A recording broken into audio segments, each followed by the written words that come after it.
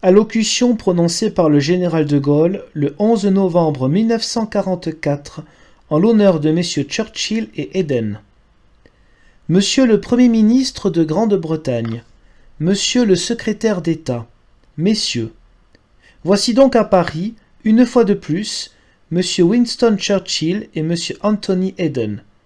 Si le gouvernement français, si Paris, si la France entière en sont profondément heureux, je puis attester qu'ils n'en sont pas étonnés. À vrai dire, depuis la dernière visite que leur a faite le Premier ministre de Grande-Bretagne, la France, Paris et le gouvernement ont eu à traverser quelques moments assez difficiles.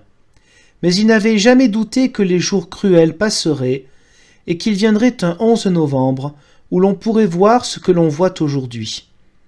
Il est vrai qu'on ne le verrait pas si notre vieil et brave allié l'Angleterre, ainsi que tous les dominions britanniques, n'avaient su déployer, précisément sous l'impulsion et l'inspiration de ceux que nous saluons ici aujourd'hui, l'extraordinaire volonté de vaincre et le magnifique courage qui ont sauvé la liberté du monde.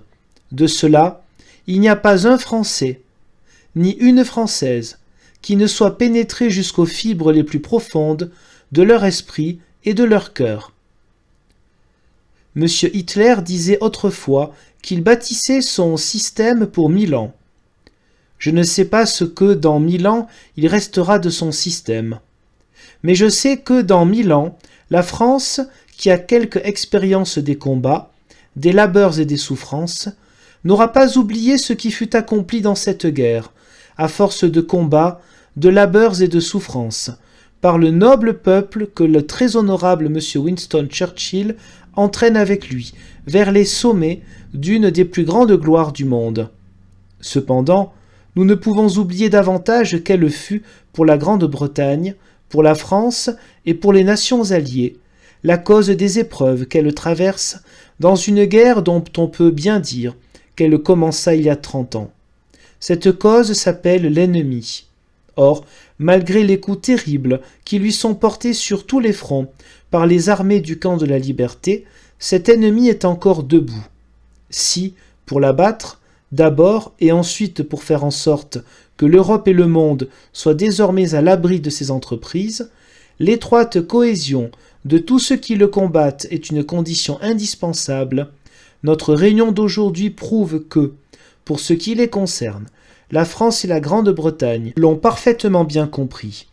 Et c'est pourquoi nous nous plaisons à voir, dans la présence de nos hôtes, non point seulement l'occasion longtemps attendue de les saluer dans notre capitale, mais encore la manifestation pratique d'une alliance que de cruelles vicissitudes font apparaître comme plus nécessaire que jamais. Messieurs, nous levons nos verres en l'honneur de M. Winston Churchill, Premier ministre de Grande-Bretagne, et de M. Anthony Eden, secrétaire d'État au Foreign Office, et des hautes personnalités qui les accompagnent, en l'honneur du gouvernement de Sa Majesté britannique, en l'honneur de l'Angleterre, notre allié d'hier, d'aujourd'hui et de demain.